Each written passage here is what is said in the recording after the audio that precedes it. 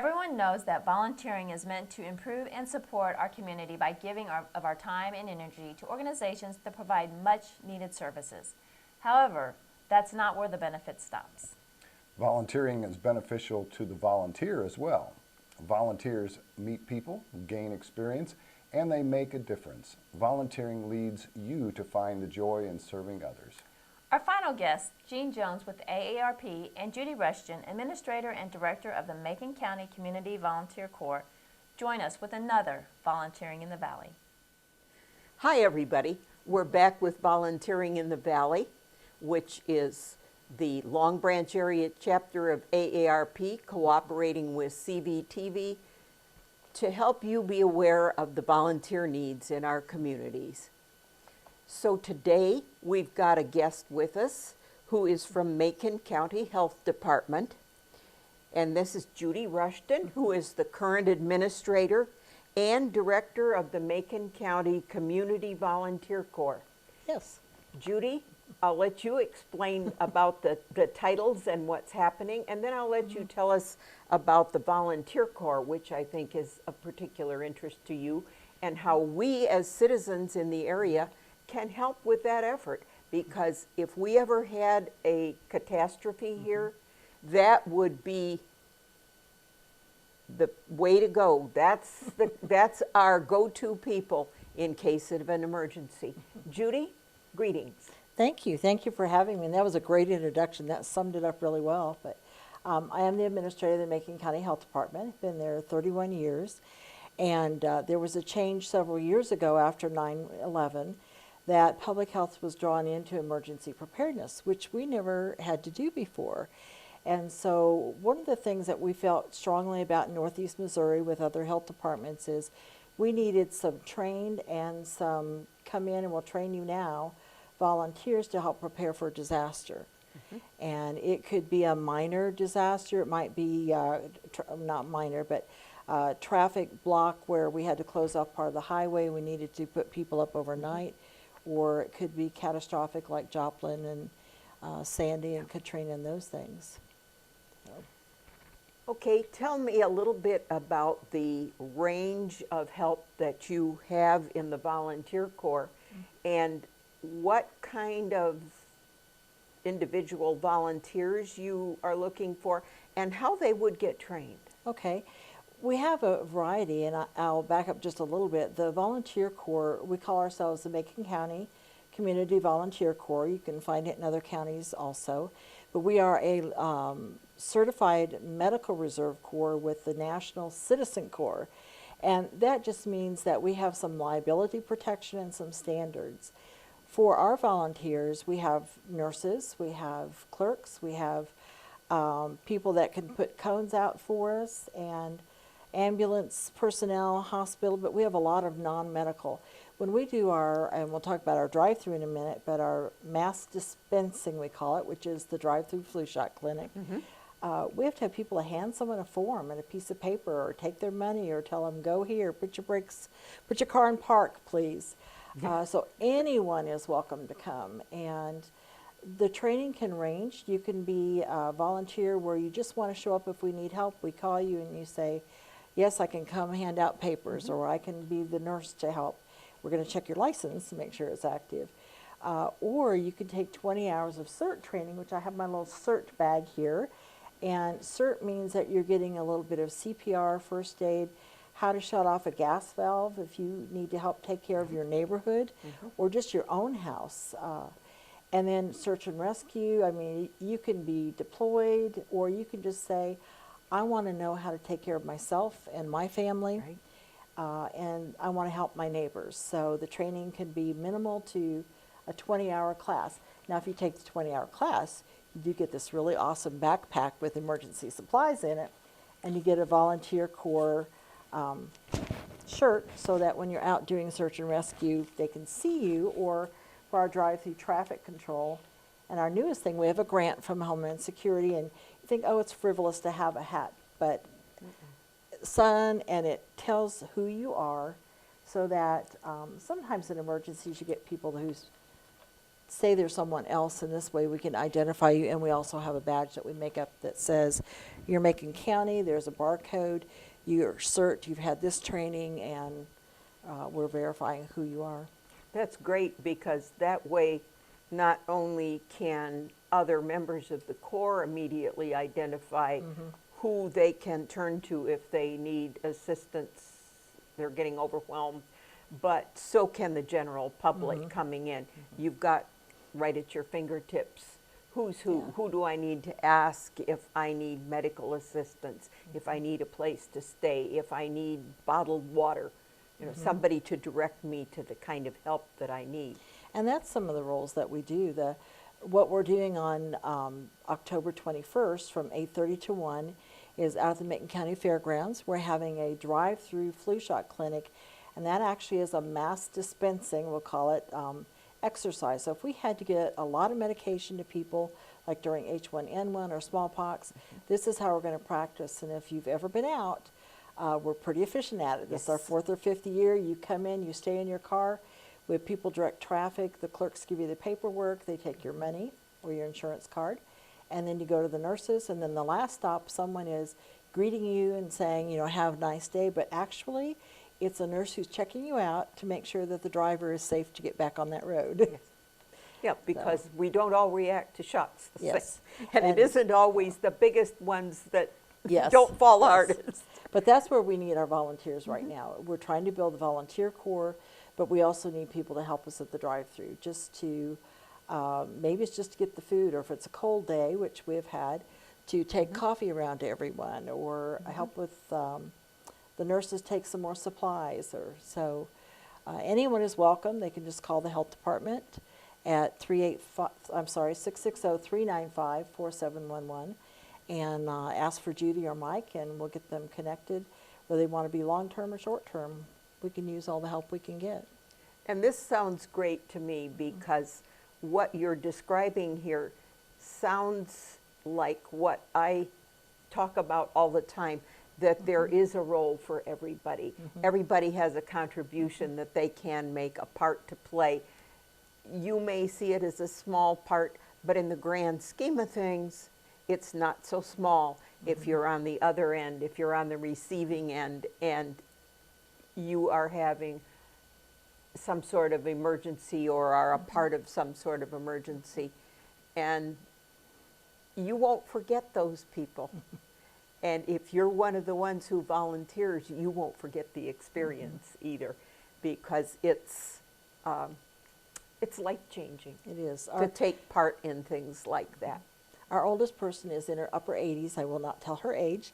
And she just helps get our packets together. You know, puts in the pamphlets, what to do to prevent the flu and cover your cough and those things. And she's a real asset, because we don't have time to do that.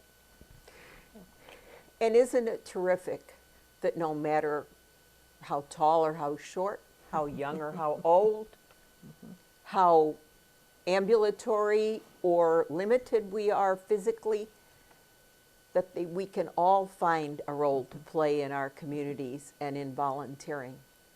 Speaking of which, I've been back to a couple of our old groups that have been on. But first, we'll let Judy see if she has anything more that she needs to add or summarize. I think just that the volunteer corps, like you said, it's for anybody. And we are a medical reserve corps, but we want people to know we take anyone. It's not just medical. And one example I forgot to mention was we're working on a volunteer reception center. So if we had a disaster, the volunteers would help us say, everybody go here, don't go to the scene. These are things that came out of, again, Katrina and Joplin, so that you can manage people away from the site. And then we also know who's going where and what skills they have. So just welcome. Any questions at all, please call. And we have trainings from a half hour to an hour to online to our 20-hour class. So thank you so much. Yeah. And you know, I like that last point, because I've heard where we have had major disasters in other places, that a lot of times help, talent, food, supplies, clothing gets wasted because people don't know where to go and it doesn't get effectively distributed to the points where it's actually Well, and needed. people have a great heart, and so they're going to make donations, they're going to show up, but sometimes they're not ready for all those volunteers, and then that's a problem. So we want to try to help manage that and let people know ahead of time, this is what you can do. That's super. Now we've had a couple of requests that involve hunger or food issues in our community.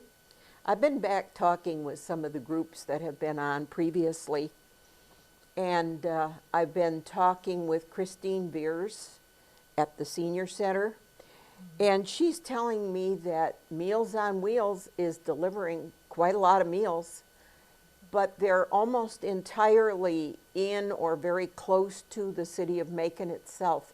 The only outlying area we have that's being served is Bevere. The reason for that? No volunteers. So if you live out in the country or in one of the other small communities in the county, please contact her, even if you can only do it one day a month. Please contact her, because that's the difference between someone who's homebound, the elderly, the disabled, who can't get out to get that hot, freshly cooked meal. Wouldn't that mean a lot, even if it's only occasionally? So please keep that in mind and contact the Senior Center if you feel you might be able to do that as a sub or once a month. But they desperately need folks to take those meals out. The other request I had was from the Agape Cafe. I was talking to Jamie on the phone, and I was overwhelmed when he told me the numbers that they're reaching. The in-house meals that are served at the Legion building every first and third Saturday are up to an average of 70 people.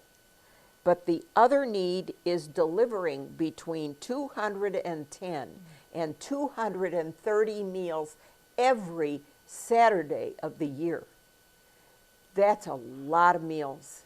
And he said there are still others who would take the meals if they could get somebody to deliver more.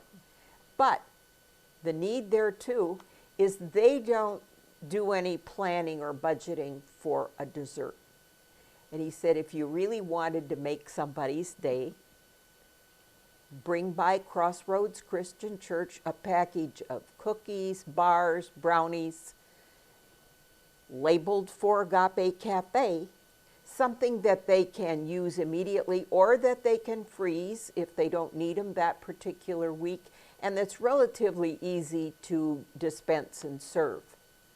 So next time you're going to bake cookies for the family, or if you see a good buy on cookies in the store, do an extra batch, pick up an extra package, take them up there. Because if I'm homebound and I'm counting on that meal on Saturday, that cookie, that brownie, that lemon bar, whatever you choose to make or provide, is going to be a special treat for that person. Something for them to look forward to. And remember that on Saturdays, your Meals on Wheels program isn't running. Your school lunch programs aren't running. So that's your alternative on Saturday, and for lots of folks, that helps fill a need. And that program operates kind of like the Senior Center and the Meals on Wheels does. It's a pay what and if you're able, and if you're unable to pay, you get the meal anyway. In the meantime, find a place where you fit in, find a need that you can meet. Go out there and volunteer in the Valley. Thank you. The need is great. All help is appreciated. Thanks, Jean and Judy. Sheridan Valley is again pleased to announce Watch TV Everywhere. With Watch TV Everywhere, you can watch many of your favorite programming right from your computer or any compatible mobile device. It's easy to start using Watch TV Everywhere. The first step is to get registered. You will need your latest bill for this step. Go to watchTVEverywhere.com. Once at the site, click on the drop-down for your select TV provider. and select Sheraton Valley Communications Corporation. Next, click Register. Fill in all the fields, including the account number and last name that appears on your statement. A link will be emailed to the address you provided to complete registration. Your email address will be the username when logging in. Once the user is created, go to watchTVEverywhere.com to log in and enjoy the programming. Once logged in, a list of available networks will show. You will see that not all networks will be available to stream that are in our TV lineup.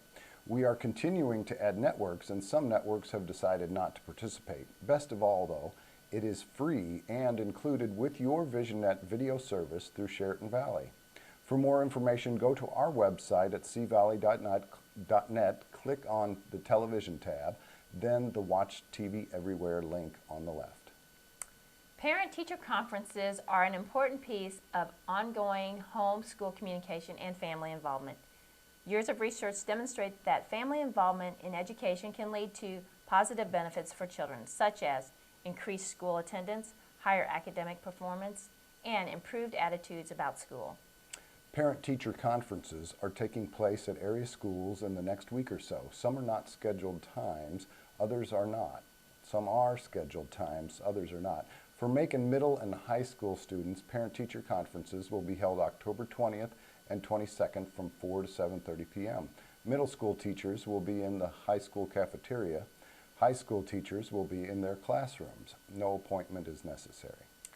Wadsworth Community Center in Marceline presents Get Healthy, Be Happy, October 19th from 4 to 7, and this is provided by the funding from the Missouri Foundation for Health. Enjoy refreshments, register for prizes, pick up a list of upcoming events, look over health insurance options, and find out how to earn $100 cash. For more information, call Carol Klingsmith at 660-376-2743. Macon Kiwanis Club Rifle Raffle is happening now through this Saturday. Tickets for the custom-built Red Hawk rifle may be purchased at the Gun Grove or from any Macon Kiwanis member for $5 per ticket. Proceeds help support a summer camp for disadvantaged kids. Drawing is at noon this Saturday at the Gun Grove, and you do not need to be present to win. Well, it's the last week of regular high school football. This week, the Salisbury Panthers take on Paris at home. Western travels to Fayette, and the Macon Tigers travel to Centralia. Good luck to our area teams. Not only is it an exciting time for football, softball and baseball fans have much to cheer about too. And whether you are a Cardinals or Royals fan, there is some exciting times ahead. Go Royals. Yeah, go Cardinals. Well, tune in. Go both, really. Yeah, really. It'll be fun to see them in the end. Oh, yeah, both. That would wonderful. be, yes, that would be fun. Well, tune in to CVTV this week and enjoy New Cambria's Fall Festival Parade, Love's CMN Kids Day, and Macon's 3rd and 4th grade football game against Marceline. See these and many more of your favorite shows this week on CVTV. Check out our weekly lineup for a full listing at cvalley.net. Also check out CVTV's YouTube channel for all your favorite CVTV programs. Simply click on the YouTube icon on Sheraton Valley's homepage. Since we're in the midst of football season, our quote this week comes from football player and coach Vince Lombardi. He is quoted saying, "It's not whether you get knocked down, it's whether you get up." That's right. Get back on that horse, right? Yeah, be persisting.